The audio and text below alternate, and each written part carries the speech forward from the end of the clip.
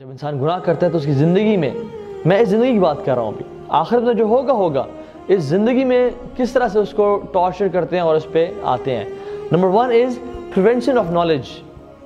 اس بندے سے نالج دور کر لیا جاتا ہے، اس کے پاس علم اسے ہٹا لیا جاتا ہے، کیونکہ آتا ہے امام شافعی نے امام وقی سے اپنے استاد سے کہا کہ اے استاد میں دیکھتا ہوں کہ میرے سے نالج جا رہا ہے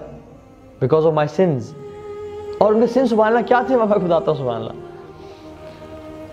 امام وقی کہتے ہیں اپنے شاگرد امام شافعی سے کہ العلم نور اللہ لا یعطی لعاصی، knowledge is the light of اللہ سبحانہ وتعالیٰ، اور اللہ تعالیٰ اپنا یہ نور کبھی کسی گناہ گار کو نہیں دیتا۔ اسی طرح سے امام مالک جو کہ امام شافعی کے استاد ہیں، انہوں نے امام شافعی کا جو فوٹوجینک میموری اور ٹیلنٹ دیکھا نا تو کہا کہ میرے بیٹے تجھے اللہ نے بڑا نعمتوں سے نوازا ہے، ان نعمتوں کو ضائع مت کرنا بظلمت المعاصی، اپنے گناہوں کے اندھیروں سے۔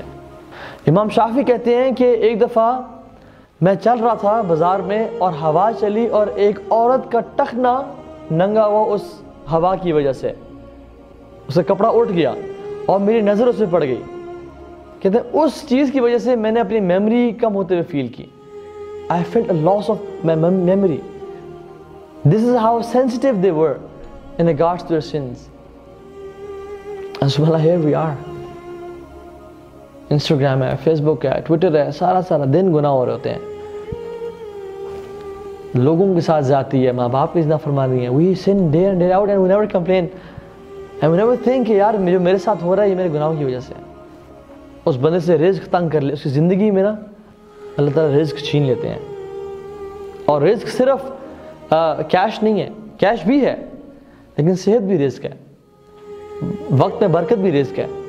اچھے ماں باپ بھی رزق ہے، اچھی اولاد بھی رزق ہے۔ تو یہ چیز اللہ تعالیٰ کم کر دیتے ہیں، اس پہ دنیا ٹائٹ کر دیتے ہیں۔ جو رزق اللہ رب العالمین نے ہمارے لیے لکھا ہوا ہے وہ ہمیں مل کے رہے گا، لیکن جو لکھا ہوا رزق ہے اس میں یہ بھی لکھا ہوا ہے کہ اگر ایک انسان نیکی کرے گا تو اس کا رزق بڑھ جائے گا، اور اگر یہ گناہ کرے گا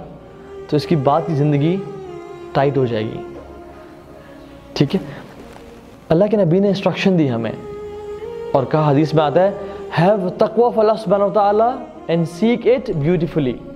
اللہ سے ڈرتے رہو، be conscious of Allah and seek rizq provision beautifully and do not let its delay cause you to sin،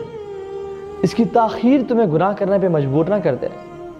اس کی تاخیر کی وجہ سے کبھی گناہ نہ کرنا۔ And what is with Allah subhanahu wa ta'ala can only be attained through His obedience and ta'at، جو اللہ کے پاس ہے وہ صرف اس کی اطاعت سے مل سکتا ہے، اس کی نافرمانی سے نہیں مل سکتا۔ ہمارے ہمیں we have some fault in تقدیر and توکل اللہ سبحانہ wa ta'ala، یہ جو چیز ملنی ہے مجھے وہ مل کی رہنی ہے مجھے، چاہے میں بس ایفرٹ کرنا میرا کام، لیکن حرام وے سے اس کو لینا this is not my job۔ So sons جو ہے وہ کیا کرتے ہیں، رزق کو روک دیتے ہیں۔